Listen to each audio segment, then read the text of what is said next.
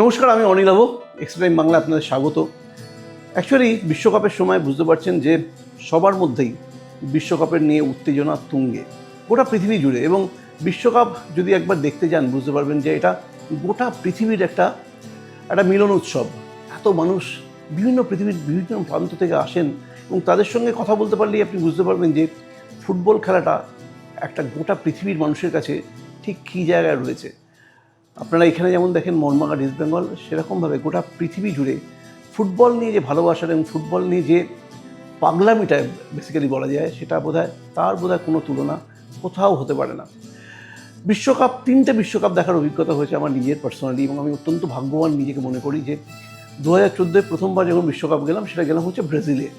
এবং ব্রাজিলে বিশ্বকাপ আপনি বুঝতে পারছেন যে মানুষের এমনি একটা দেশ ফুটবলের উপর বাঁচে, মানে একটা দেশের ফুটবল টিম যদি বিশ্ব চ্যাম্পিয়ন হয় সরকার টিকে যায়, না হলে সরকার পড়ে যায়, এরকম একটা দেশ। সেই দেশে পেলের দেশ, নেইমারের দেশ, জিকোর দেশ, সক্রেটিসের দেশে এরকম একটা দেশে বিশ্বকাপ ফুটবল 1950-এর পর আবার 2014-তে অর্গানাইজ করছিল ব্রাজিল। এবং যেটা বলছিলাম যে বারবার করে যে অনেক রকম অভিজ্ঞতা ব্রাজিলের মাটিতে। আমি প্রথম দিনে আপনাকে একটা গল্প শোনাই, সেটা হচ্ছে স্যান্টোসের গল্প। স্যান্টোসের গল্প ঠিক নয়, সান্টোসা বলে একটা ক্যাফের গল্প।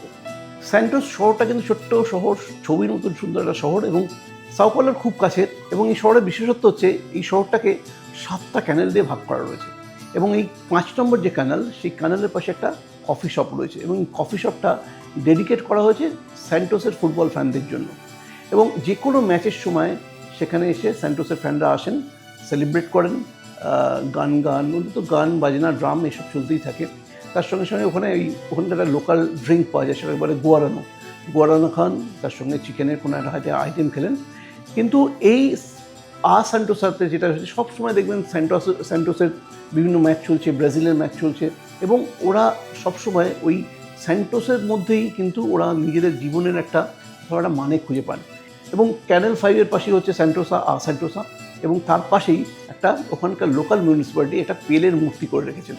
ছোট্ট মূর্তি, বড় নয়। পেলে গোল করার পর সেলিব্রেট করছেন, আপনারা দেখতে পাচ্ছেন ছবিতে।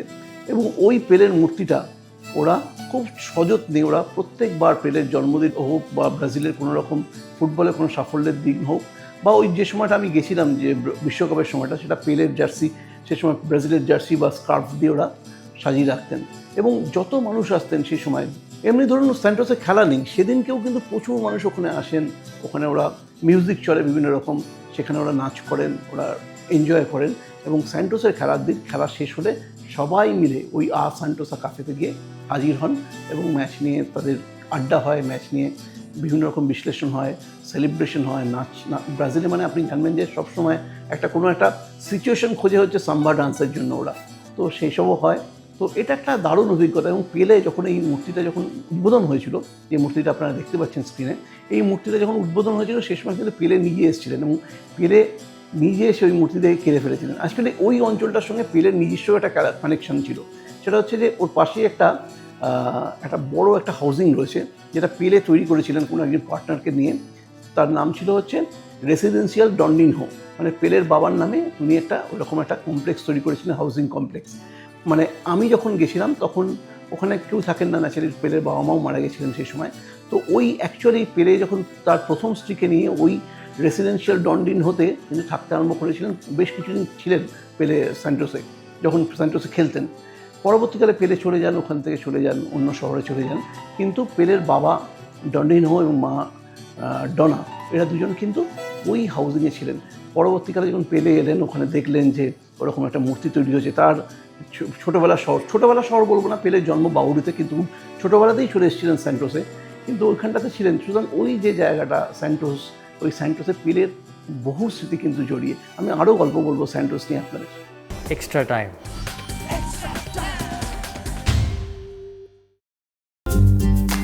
লেটেস্ট নিউজ আর এক্সক্লুসিভ ভিডিওর সঙ্গে আপডেট থাকতে এখনই সাবস্ক্রাইব করুন আমাদের ইউটিউব চ্যানেল। বেল আইকনে ক্লিক করতে ভুলবেন না যেন।